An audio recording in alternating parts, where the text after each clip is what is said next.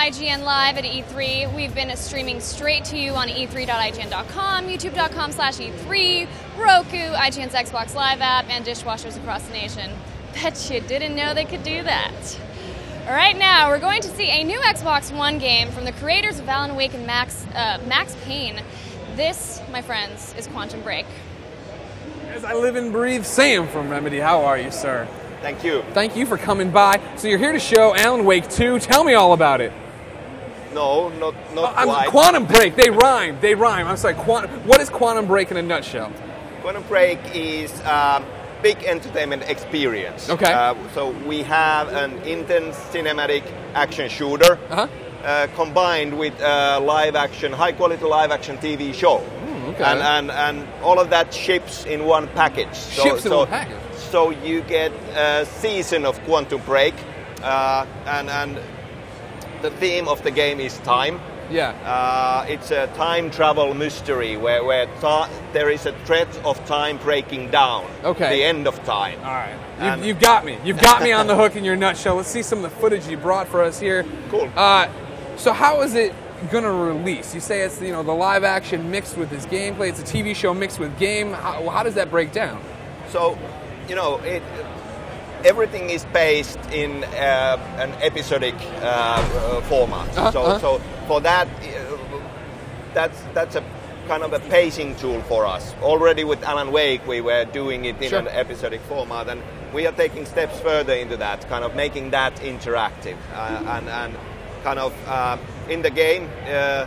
You are actively taking actions and making choices that affect the content in the game naturally, but in the show as well. So how can you do that? So the choices you make in the game are reflected in the show. So what you get is your own personalized director's cut of the show. That's awesome. It's a single player experience. So depending on the choices you make, you have a unique version of the TV show, and it's your Quantum Break universe. You're blowing my mind, Sam. So, I can play the game over and over again, obviously get different. It's kind of like choose your own adventure in a way. Well, yeah, we are not quite doing that. For us, it's more like one powerful story that's told in many ways, depending on your choices. Okay, how long is an episode of the show, or does that give or take? I mean, it is a definite episode, so we are not talking about kind of 5 seconds. Right. So it is paced like a TV series. The exact kind of timings and minutes we'll get to that later on. Sure. But definitely kind of that finding that perfect pacing between an episode of a game and then experiencing an episode of a show and going forward with that. So who are we playing as? So it's a third-person action shooter essentially, and so from that perspective, the gameplay is built on our heroes' abilities to manipulate time. They at the beginning of the game there is this failed time travel-related science experiment that essentially breaks down time. But our heroes gain time manipulation powers with that. So of course, you are using multiple unique time powers on top of kind of your basic action shooter mechanism, gunplay and cover mechanics. So you were talking about how time is breaking down in a way. Yeah. I'm guessing our role in the game is to fix that.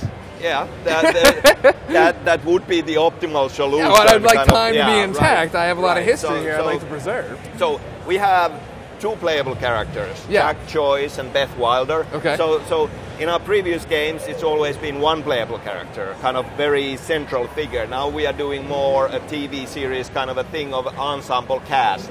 So we have two heroes, and actually you get to play the main bad guy at times as well. Kind of, he has the power to see glimpses of different timelines and different futures. Sure.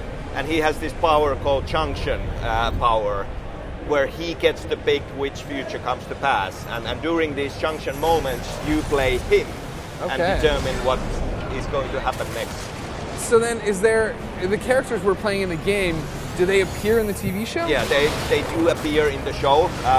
So both the game and the show happen at the same time in this East Coast university town called Riverport. Okay. So there are overlapping characters, overlapping locations, overlapping plot points. That being said, they are almost like two points of view in the same event. So the main characters in the game and main characters in the show are different. So you are approaching the same thing from two different perspectives. angles. I like that. But they weave together in and out. Now I don't know if you know this. Making character models in a game look like real life people, that's hard. You've made a tough bed to lie in here. Yeah, well, I mean, we've been investing a lot of that and doing a lot of exploration in it, and our new Northlight technology kind of is a big part of that effort. And in kind of, you know, what you saw in our trailer, it's all real time and it's all in-game material. So this time around, kind of, you know, way back when with Max Payne 1, all we really had was one constipated grimace on the face of the character, something like this. Yeah, that's good. You must have been the character model there. So, but this time around with Quantum Break, these are digital doubles of the actors, kind of basically every nuance of the actor's performance captured on screen, kind of all the little flaws, and suddenly it turns into a new kind of a thing where kind of everyone used to be really worried about Uncanny Valley and human models, kind of computer graphics in that sense. Now it almost feels like we need to have that live action side by side because everyone is a personality, everyone has their own thing, and kind of just, oh yeah, he is like that in real life, and then comparing. So. Well, Sam, I'm going to level with you. I'm going to be honest, all right, to wrap this up. I've been looking for my reason to buy an Xbox One. This is it. You've sold me. This is an awesome idea, man. Thank you so much. When does Quantum Break there come out? So it's not an Xbox One launch title. Yeah. Right now, we are at the end of pre-production, all geared up to go into production, and we do have a set release date, but...